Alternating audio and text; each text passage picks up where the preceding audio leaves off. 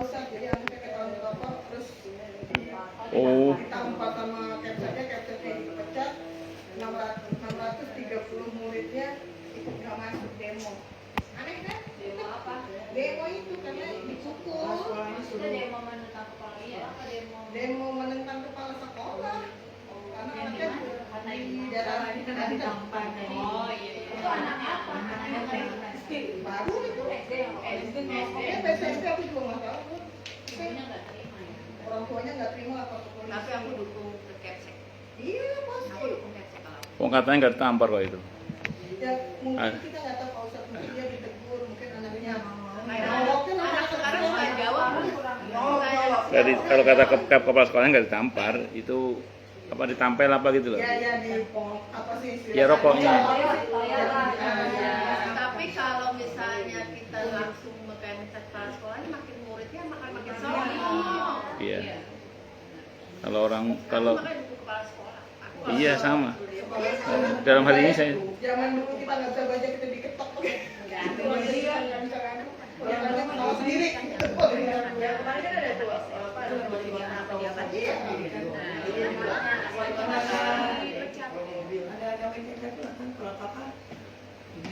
baik, bismillahirrahmanirrahim.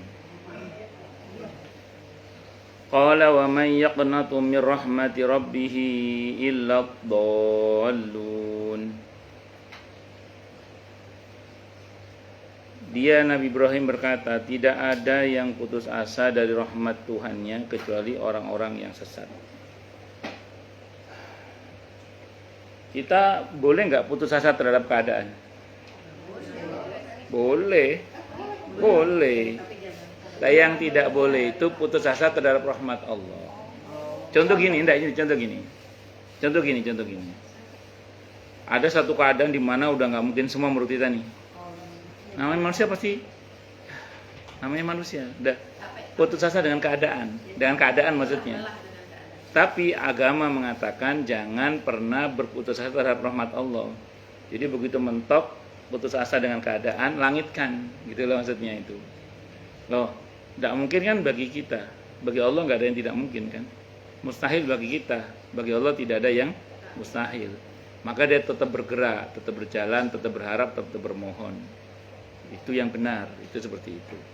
Nah, hanya memang kadang begini. Ini barusan saya baca WA. Sudah tahajud, udah doa, udah ini, udah itu. Tapi kok perasaan doa tidak kunjung dikabulkan. Ya, ini kita semua belajar ya. Kita semua belajar. Kalau dalam Islam kan yang Nabi ajarkan kepada kita itu rumusnya sederhana sebenarnya. Selama kita meyakini doa kita tidak ditolak oleh Allah, artinya selama kita meyakini doa itu diterima oleh Allah. Hadisnya riwayat Al-Hakimnya, satu di antara tiga kemungkinan, dipercepat, ditunda, atau diganti. Dipercepat, saya kira mudah memahaminya. Ditunda, gini, kan Allah janji pasti akan mengabulkan doa itu, pasti itu doa itu. Nah, cuman kapan kan terserah Allah, bukan terserah kita. Bisa dipahami ya? Nah, jadi terserah Allah kapan kita akan dikabulkan doanya. Yang ketiga, atau diganti dengan penyelamatan setara dengan kebaikan yang kita minta, gitu. Kita enggak tahu ya takdir kita itu bagaimana, kan kita enggak tahu.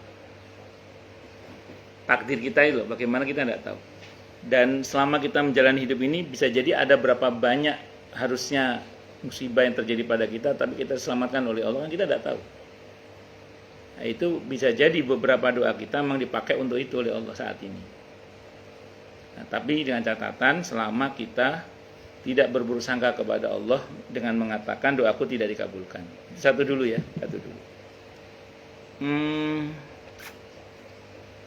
Yang kedua, kalau selama ini kita misalnya berdoa kepada Allah, misalnya memohon kemudahan misalnya, atau rizki atau apapun lah ya, kok tidak kunjung dikabulkan, coba sekarang doanya dirubah itu gini, tidak minta tapi bersyukur. Contoh gini. Biasanya minta ya Allah sehatkan hamba gitu. Sekarang dirubah, alhamdulillah ya Allah, alhamdulillah masya Allah ya Allah, selama ini kau jadikan hamba ini sehat. Alhamdulillah, masya Allah ya Allah. Selama ini kau jadikan hamba ini sehat walafiat. Ya, siapa tahu tidak kunjungnya ijabah itu karena kita lupa mensyukuri yang sudah. Iya, contoh. Terus misalnya kita berharap kemudahan-kemudahan dari Allah. Kalau tidak kunjung dikabulkan misalnya. Terus kita rubah sekarang. Kita syukuri itu kemudahan-kemudahan itu. Alhamdulillah, masya Allah, alhamdulillah, masya Allah. Terima kasih Allah. Selama ini Engkau berikan kepada hamba aneka kemudahan-kemudahan. Ya, ampuni. Yang ini dari ampuni hamba jika selama ini hamba kurang bersyukur. Bahwa saya itu minta terserah, yang penting disyukuri dulu. Maksud saya gitu. Jadi yang selama ini kan kadang kita fokus pada permintaan sehat, kemudahan, rezeki, tapi kadang lupa mensyukuri yang sudah-sudah. Nah itu coba begitu, dicoba. Ya coba aja, kan kenapa juga usaha. Ya kan dan kata Nabi kan afdalud doa alhamdulillah tuh. Hadis riwayat At-Tirmidzi. Sebaik-baik doa adalah alhamdulillah. Jadi kalau kita berdoa dengan cara begitu, mudah-mudahan sih itu cepat diijabah oleh Allah. Itu seperti itu. Jadi saya ulang sekali lagi, fokusnya pada syukur. Nah, jadi bukan fokus pada meminta. Yang kita minta tetap kita ajukan, tidak ada masalah, tapi syukuri dulu itu. Contoh lagi apa misalnya? Apalah terserah, jangan minta apalah. Itu tadi rezeki, kemudahan, kesehatan, apalagi terserah. Nah, itu minta sama Allah. Sebelum minta itu syukuri dulu itu. Alhamdulillah ya Allah untuk semua kemudahan-kemudahan darimu untuk hamba selama ini. Alhamdulillah, masya Allah, terima kasih ya Allah untuk semua kebaikanmu selama ini pada hamba. Alhamdulillah, masya Allah, terima kasih ya Allah. Pokoknya syukuri itu. Nah, terus baru mengajukan proposal. Itu ya yang kedua itu. Nah, yang ketiga itu coba kita belajar untuk begini ya. Ketentuan Allah pada kita itu diterima dulu. Setelah itu baru ajukan permohonan kepada Allah. Kadang kita ini contoh misalnya diuji dengan sakit misalnya gitu ya. Belum apa-apa udah minta sembuh dulu. Padahal harusnya kan sakit itu diterima dulu. Baru mengajukan permohonan kepada Allah untuk sembuh. Jadi kalau diurut kira-kira gini, ya Allah, hamba terima keputusan terkait dengan sakit ini. Ampuni hamba kalau ini karena ada dosa-dosa hamba, dan mohon ya Allah sembuhkan hamba. Nah, jadi diterima dulu keputusan Allah itu, terus mohon ampun kepada Allah jika itu karena dosa, kemudian baru ajukan kepada Allah apa? Kesembuhan. Dan jangan pernah berhenti mengetuk pintu Allah yang gak pernah tertutup itu sebenarnya. Karena kalau kata bahasanya Rumi itu, ku ketuk pintunya, padahal aku baru sadar ternyata aku ketuk pintu itu dari dalam ternyata. Jadi bukan dari luar tapi dari dalam. Artinya kita sebenarnya sudah berada dalam naungan Allah yang notabene kita semua itu dijanjikan dengan ijabah tadi itu. Allahu Akbar. Makanya jangan pernah berputus asa terhadap rahmat Allah. Nah, ketika kita berputus asa dengan keadaan karena keterbatasan kemampuan kita, itu tidak apa-apa. Tapi segera langitkan sehingga tidak berputus asa terhadap rahmat Allah. Karena sebenarnya gini Bu, apa yang terjadi di bumi ini kan settingan langit semua sebenarnya. Jadi disetting di langit. Karena kalau bahasa Al-Qur'annya wa fis sama'i rizqukum wa ma tu'adun. Di langitlah rizki kalian dan apa-apa yang Allah janjikan untuk kalian. Nah, dengan kata lain, kalau langit beres, bumi beres insya Allah. Karena sejatinya semua kita ini hanya menjalani takdir. Semua kita ini sejatinya hanya menjalani takdir. Itu pada dasarnya. Wallahu a'lam bishawab. Kenapa? Saya lagi disakiti. Oh. Pernah berputus asa dengan Betul. Emang iya. langsung dipraktekin. Nah, kalau sampai kita berputus asa terhadap rahmat Allah, kata Al-Quran, bisa menjadi apa tadi? Sesat. Qala fama khatbukum ayyuhal mursalun. Dia Ibrahim berkata, apakah urusanmu yang penting wahai para utusan? Qalu inna ursila ila qaumin mujrimin. Mereka menjawab, sesungguhnya kami diutus kepada kaum yang berdosa. Illa ala Lut, kecuali keluarga Lut. Inna lamunajjuhum ajma'in. Sesungguhnya kami pasti menyelamatkan mereka semuanya. Illa mura'atahu qaddarna innaha laminal ghabirin, kecuali istrinya. Kami telah menentukan bahwa dia termasuk orang yang tertinggal bersama orang-orang kafir lainnya. Nah, saya mau terangkan dulu. Ini kan ceritanya ada dua malaikat yang bertamu kepada Nabi Ibrahim atas perintah Allah, yang dikasih menu pedet guling. Pedet guling itu anak sapi guling, tapi gak dimakan-makan. Itu saking dermawannya Nabi Ibrahim dan Siti Saroh alaihi wassalatu wassalam, kedatangan tamu dua orang disediakan pedet guling. Saking dermawannya itu. Pedet itu anak sapi. Anak sapi. Pedet, anak sapi pedet. Kalau belo anak kuda. Kalau benguk itu anak kebu. Benguk anak kebu ya.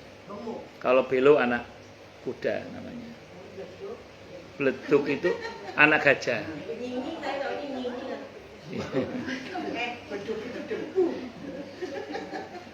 Bun, wis singkat kata singkat cerita, Nabi Ibrahim ini tipe orang yang nggak pernah makan sendirian, selalu ngajak orang untuk makan. Nabi Ibrahim. Dan dalam Islam, dalam sebuah hadis yang sahih riwayat Abu Ya'la, Nabi bersabda, "Ahabbu ta'ami ilallahi kasratul aid." Makanan yang paling Allah cintai adalah makanan yang dimakan dengan tangan banyak, artinya orang banyak ikut makan. Itu seperti itu.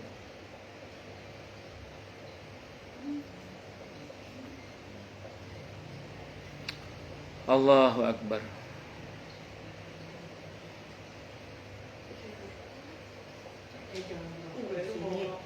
Nah, rupanya dua malaikat ini mengabarkan berita tentang akan hamilnya Siti Saroh alaihissalam. Nabi Ibrahim itu minta keturunan kepada Allah sampai usianya, kalau nih Siti Saroh ini 100 tahun kalau nggak salah. Jadi dari zaman masih muda sampai usia 100 tahun, bahkan Siti Saroh udah menopause. Baru dikabulkan oleh Allah saat istrinya sudah menopause untuk Siti Saroh ini. 100 tahun di zaman dulu masih muda. Sudah menopause. Siti Saroh udah menopause. Jadi Siti Saroh saat itu sudah menopause, tapi Allah kabulkan justru saat menopause itu. Dia seperti itu. Berarti yang menopause hati-hati juga. Bisa hamil ya.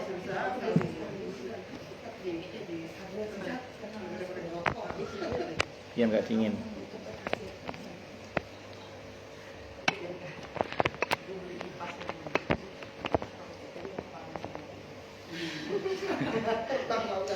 Iya. Masa Bu? Nanti dijepit gitu loh. Iya, teraman itu. Pun lanjut ya. Wes, singkat kata singkat cerita, kalau kita bicara ini, maka kita jangan pernah berputus asa terhadap rahmat Allah. Karena bahkan kadang doa itu dikabulkan pada saat yang rasanya udah mustahil, gitu. Iya, iya betul.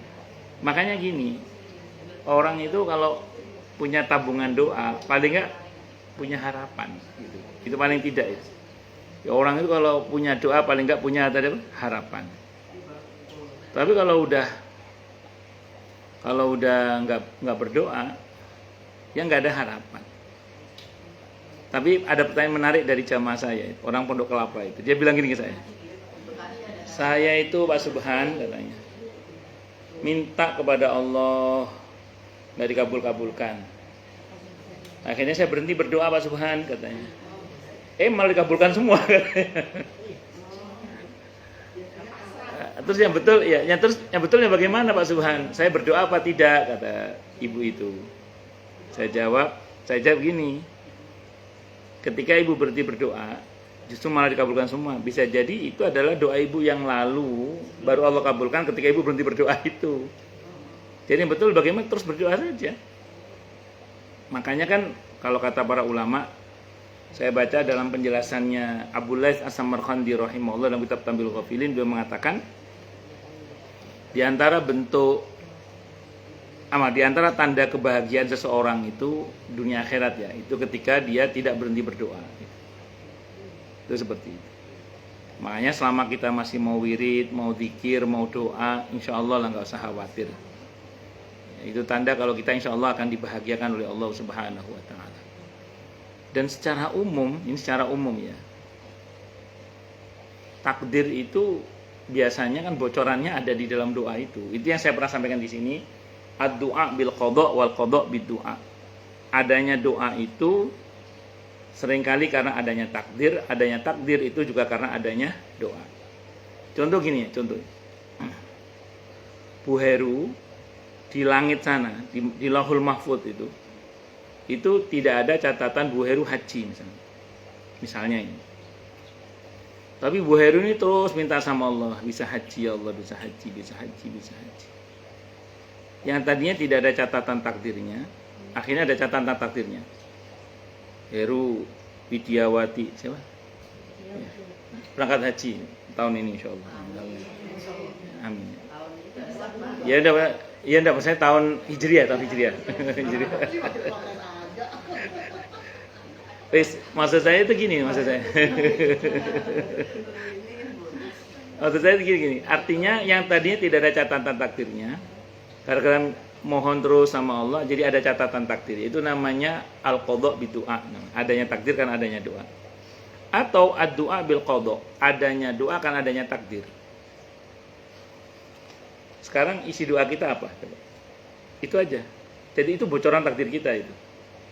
Kalau selama ini doa kita itu harapannya cuma duniawi saja, ya sudah, itu gambaran takdir kita aja, cuma itu aja.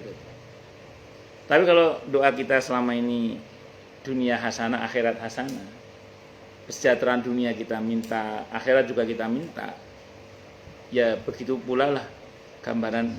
Tumben terpisah datangnya Bu sama Bu Sin. Oh, nggih. Waalaikumsalam warahmatullahi wabarakatuh. Kok tumben terpisah gitu? Iya. Tertinggal. Jadi singkat cerita, kalau kita bicara ini, kalau kita pengen tahu takdir kita, di antaranya apa doa kita, ada gitu aja wis. Apa doa kita itu?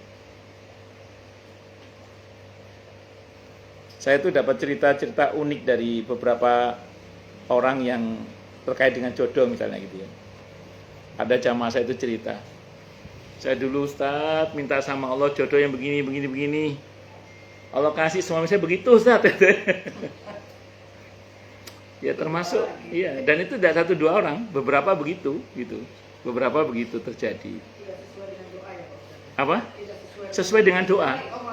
Sesuai dengan doa. Jadi memang doa itu kadang bocoran takdir, kadang doa itu bocoran takdir. Prinsipnya gini, nih. Kita ini tidak punya kuasa merubah takdir. Yang punya kuasa siapa? Allah. Nah, makanya kita berdoa, semoga Allah berkehendak untuk merubah ya, sesuai dengan harapan kita dan kebaikan menurut Allah tentunya ya. Nah, makanya gini Bu, kalau dalam bahasa Al-Quran itu kan yamhullahu ma yasha wa yusbit, Allah berkuasa menghapus apa saja yang Allah kehendaki di Lauhul Mahfuz itu, termasuk menetapkannya. Itu Allah berkuasa. Dan kita diberi SK oleh Allah untuk bermohon. Silahkan aja, dapat. Diajukan aja. Gini, kalau kita semua ini Bu, prinsipnya hanya menjalani takdir. Semua kita, termasuk kita datang di majelis ini karena kita menjalani takdir. Semua kita sejatinya. Semua kita ini menjalani takdir, semuanya. Hanya menjalankan takdir maksud saya. Namun ini Allah lah yang berkuasa bertindak di luar ketentuan Lauhul Mahfuz. Nah, makanya kalau kitanya nggak bisa merubah takdir. Kalau Allah berkuasa, makanya doa. Itu yang saya sering bilang di sini juga. Kalau kita ada firasat tentang suami, tentang anak, tentang siapapun orang tua misalnya, jangan cuma telepon, jangan cuma video call, tapi doa. Kenapa? Karena telepon tidak bisa merubah takdir. Video call tidak bisa merubah takdir. Yang bisa merubah takdir siapa? Allah. Allah. Makanya kita berdoa. Nah, maka dikatakan la yaruddul qada wal qadar illa doa. Tidak ada yang bisa menolak ketentuan Allah yang belum dan yang sudah terjadi kecuali doa. Tapi ada satu hal yang bisa kita lakukan. Apa? Memodifikasi takdir itu bisa. Insya Allah bisa. Artinya gini, kita tidak bisa merubah takdir, tapi insya Allah kita diberi SK oleh Allah untuk memodifikasi takdir. Contoh gini Bu, ini contoh. Kita ini Bu, takdirnya nggak bisa terbang. Nggak bisa kita terbang. Takdir Allah udah nggak bisa terbang kita. Tapi bisa nggak kita bernegosiasi dengan takdir supaya kita bisa terbang? Bisa. Caranya? Iya. Atau pakai paralayang itu dan seterusnya itu. Itu namanya negosiasi dengan takdir. Kita ini takdirnya nggak bisa berlama-lama di bawah permukaan air. Nggak bisa. Tapi bisa nggak kita berlama-lama di bawah permukaan air? Bisa. Caranya? Iya. Atau pakai alat diving. Atau pakai helm yang bisa jalan itu. Helm apa itu yang iya kan, pakai helm yang diaduk di dalam air itu loh. Terus ada selangnya itu. Tidak tahu apa namanya itu. Iya itu apa itu? Iya. Ya, semuanya singkat kata singkat cerita, kita tidak bisa merubah takdir, tapi insya Allah memodifikasi bisa. Saya pernah dapat penjelasan begini. Ibu tahu program dalam sebuah game di komputer itu ya, atau di smartphone kita ada game gitu. Kita bisa nggak keluar dari garis yang ditetapkan oleh game itu? Nggak bisa. Kita umaknya ya di sebatas garis yang diprogram oleh programmer game itu. Kita nggak bisa berbuat lebih. Tapi untuk supaya menang dalam permainan itu kita bisa nggak berimprovisasi itu? Bisa. Dulu saya ketika main game yang berantem itu, nah, itu saya nggak bisa melompat melebihi batas itu, nggak bisa. Atau membuat gerakan-gerakan keluar dari batas yang digariskan oleh programmer itu nggak bisa. Tapi saya bisa beraksi dengan aksi bela diri yang macam-macam sehingga saya menang misalnya. Atau main bola dengan improvisasi gerakan-gerakan bisa menang, itu bisa. Kenapa? Karena kita sudah ada batas dan kita tidak akan pernah melampaui batas-batas itu. Termasuk pertemuan kita hari ini ya karena takdir Allah sebenarnya gitu. Tapi ingat ya, ada rumus ya. Al-Quran yang mengajarkan kepada kita. Kalau yang baik-baik bilang dari Allah, kalau yang buruk-buruk bilang itu salah kita sendiri. Walaupun kita meyakini sejatinya semuanya itu takdir Allah sejatinya. Karena dalam Al-Quran dikatakan ma asaba min musibatin fil ardi wala fi anfusikum illa fi kitabim min qabli an nabra'aha inna dzalika 'ala Allah yasir. Jadi tidak ada hal yang terjadi di muka bumi ini termasuk yang menimpa diri kita kecuali semuanya telah tercatat dengan baik di Lauhul Mahfuz sebelum kami merealisasikannya. Dan itu mudah bagi Allah. Tapi di ayat yang lain Allah berfirman ma asabaka min hasanatin faminallah wa ma asabaka min sayyi'atin famin nafsik. Apapun yang menimpa kamu dalam bentuk kebaikan katakan itu dari Allah, kalau keburukan katakan itu salahmu sendiri. Nah, jadi kenapa? Iya, pokoknya salah kita lah. Salah kita gitu. Makanya saya secara pribadi itu kadang kalau ada sesuatu yang saya apalah gitu, yang kurang bagus lah, itu saya kadang kurang berani mengatakan qadarullah masya'a fa'al. Minta takdir Allah nggak berani. Tapi saya biasanya mengatakan ya ini salah saya. Mohon maaf saya tadi teledor misalnya. Mohon maaf. Ya, artinya kita ngomongin salah kita gitu. Jadi, sehingga kita tidak mengatakan oh ini takdir Allah, nggak gitu. Kalau walaupun kita meyakini semua takdir Allah.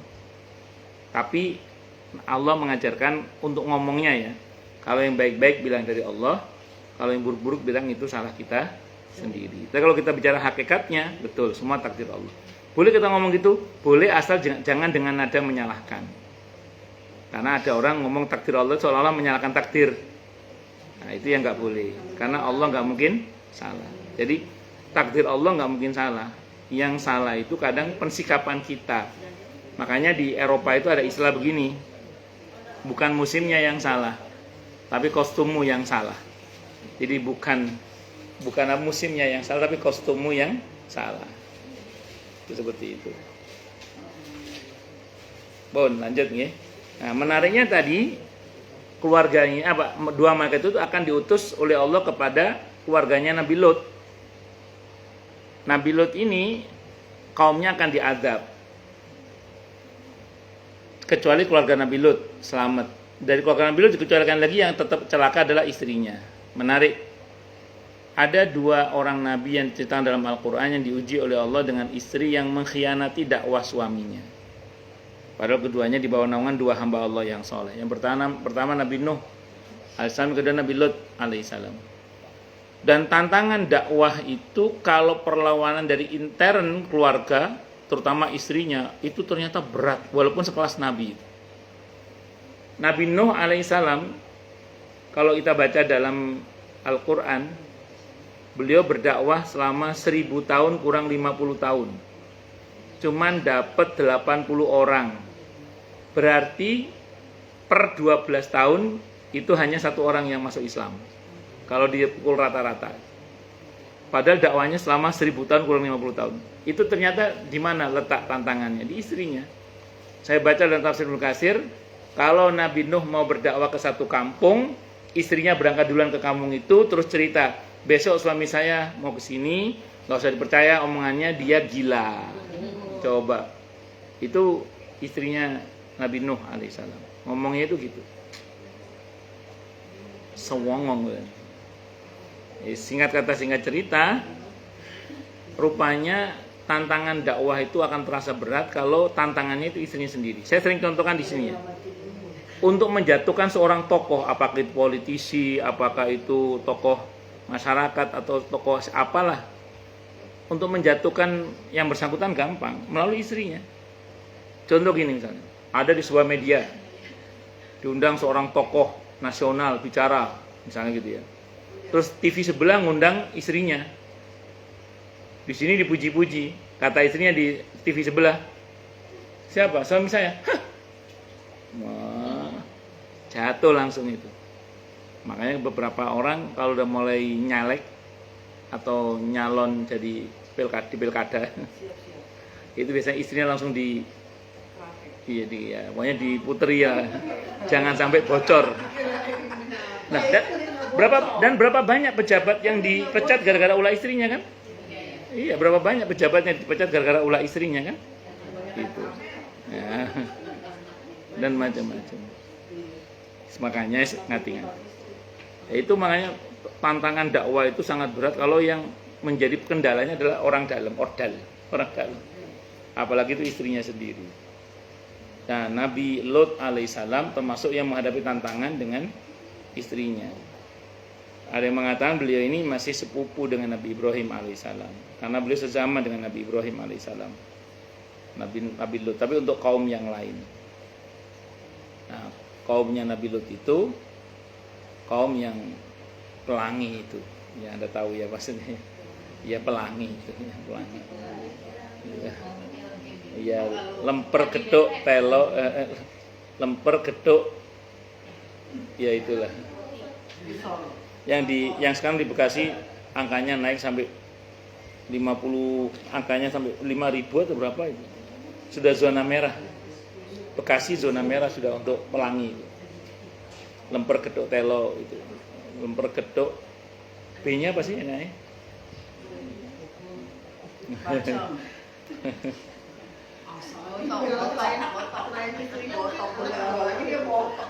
Putri-putri kan Nabi Nuh anaknya laki perempuan kebanyakan, dan itu solihah semua. Ya ikut ayahnya. Ya saya nggak paham kalau ya begitulah. Itu yang terjadi. Wallahu a'lam bishawab. Saya dapat cerita dari orang yang pernah mengalami kondisi disorientasi seksual tadi itu. Sekarang udah tobat dia, udah menikah, udah normal dia sekarang.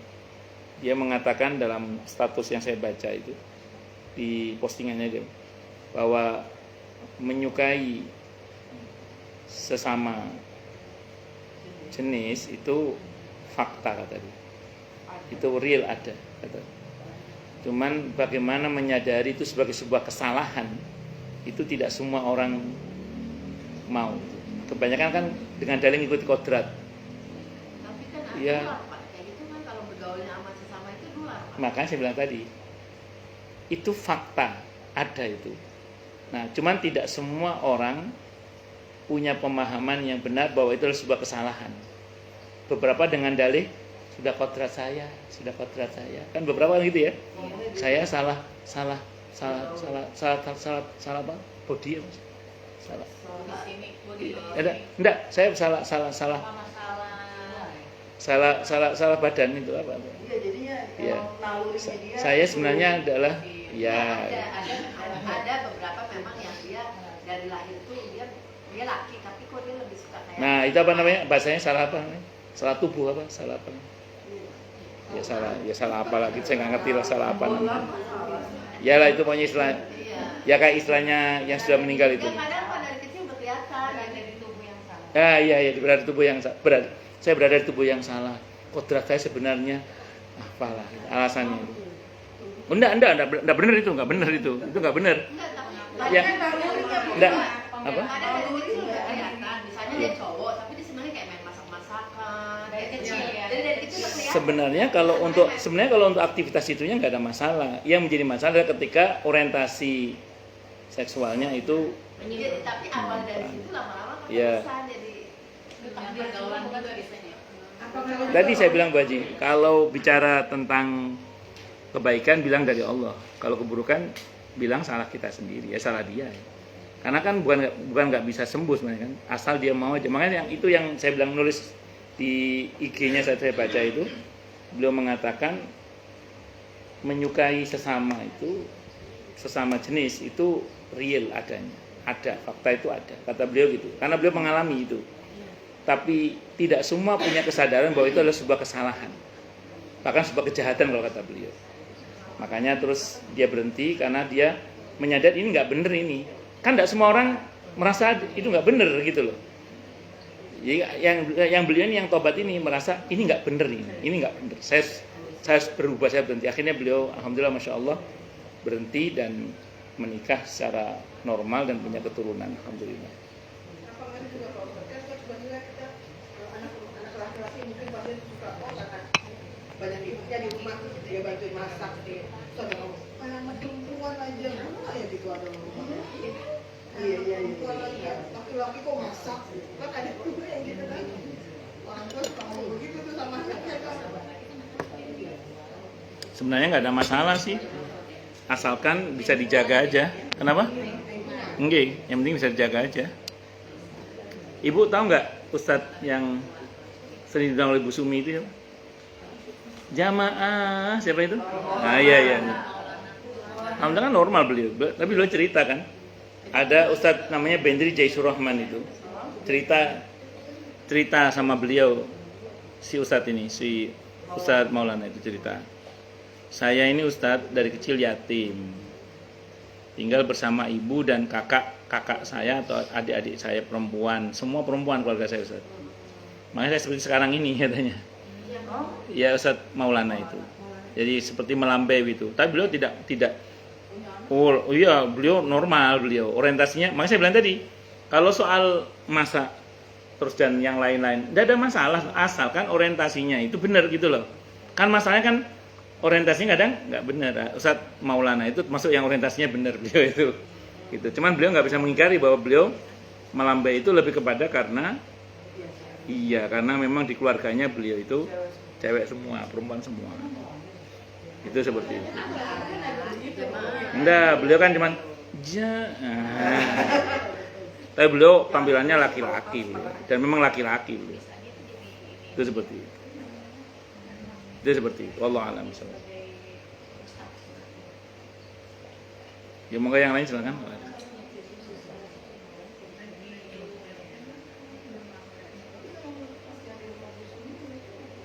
Jelas semua atau tidak jelas semua?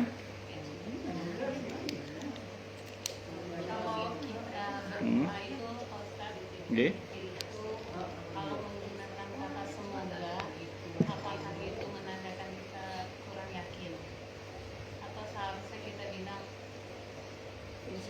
Gua percaya Allah pasti kabulkan. Atau semoga Allah ini kan beda. Itu yang di medsos itu salah dia itu. Ketika dia mengatakan berdoa itu jangan pakai semoga. Iya, itu di Al-Quran itu dan di hadis itu ada kata la'ala. La'ala itu apa? Semoga artinya. Di Al-Quran kan banyak la'ala. Nabi pernah mendoakan sahabatnya, hadisnya sahih atau hasan. La'alal hayata tatul bika ya Ruwaifi'. Semoga engkau panjang umur wahai Ruwaifi'. Jadi berdoa dengan semoga itu boleh. Itu soal pilihan kata sebenarnya. Kalau untuk kita pun juga nggak ada masalah. Cuman kan kalau untuk kita kan kadang kita nggak pakai semoga. Ya, iya langsung memang biasanya. Tapi dengan redaksi semoga itu hanya soal pilihan kata sebenarnya. Pilihan yang penting kan keyakinan dalam hatinya itu Bu Haji. Misalnya bilang tadi kalau sama Allah itu pertama ngemis, jangan ngatur, jangan meregulasi Allah. Ya, kalau sama Allah itu ngemis satu. Yang kedua harus yakin bahwa doa kita pasti dikabulkan oleh Allah. Jangan memberikan ruang untuk hati kayaknya nggak dikabulkan. Kalau begitu kita ngomong gitu udah nggak akan kabulkan dah itu. Yang ketiga tadi saya bilang coba deh fokus pada syukur. Jadi kalau kita minta sehat, syukuri dulu sehat kita selama ini, baru minta sama Allah. Kalau terkait minta rezeki, syukuri dulu rezeki selama ini, baru nanti minta kepada Allah. Itu seperti itu. Usaha tetap. Termasuk ngasih pengumuman ada kos-kosan di UHAMKA sana misalnya, itu tidak apa-apa itu. Usaha itu. Allah. Kos-kosan siapa itu? Keburisna, Masya Allah. Ya, boleh promosi, ada kos-kosan. Berarti di sini dekat lain dari sini, UHAMKA sini dekat sini. Iya. Masya Allah.